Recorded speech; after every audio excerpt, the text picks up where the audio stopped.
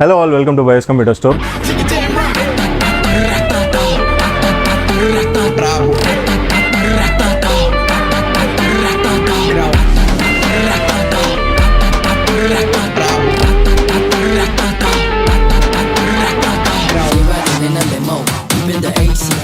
So நம்ம customer அவரோட primary task வந்து எடிட்டிங்காக இந்த 2 பிசி வாங்குறாருங்க அவரோட ஆஃபீஸ் செட்டப்காக.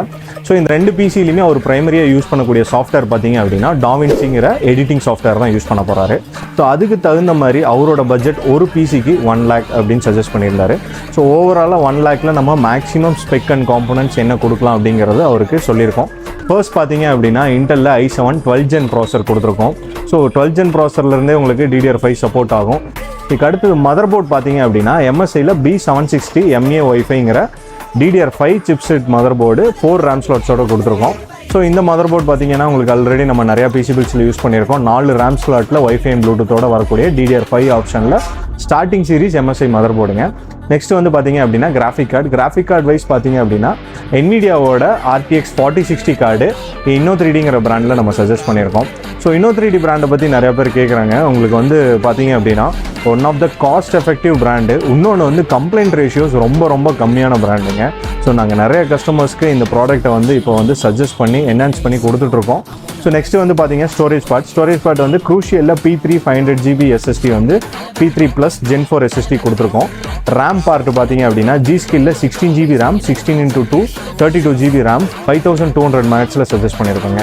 ஸோ அடுத்து வந்து பார்த்தீங்க அப்படின்னா கேபினெட் ஆன்டி-ஸ்போர்ட்ஸில் SX7. ஸோ SX7ங்கிறது ஒரு 3 fan கேபினெட் ARGBயோட உங்களுக்கு வந்துடும். ஒரு பட்ஜெட்டபிள் கேபினெட்டு ஒரு 3500க்குள்ளே என்னோட கேபினெட் இருக்கணும் வித் ARGB ஆப்ஷன்ஸோடு இருக்கணும்னு நினச்சிங்க அப்படின்னா ஆன்டி-ஸ்போர்ட்ஸில் SX7 one of the best ஆப்ஷனுங்க.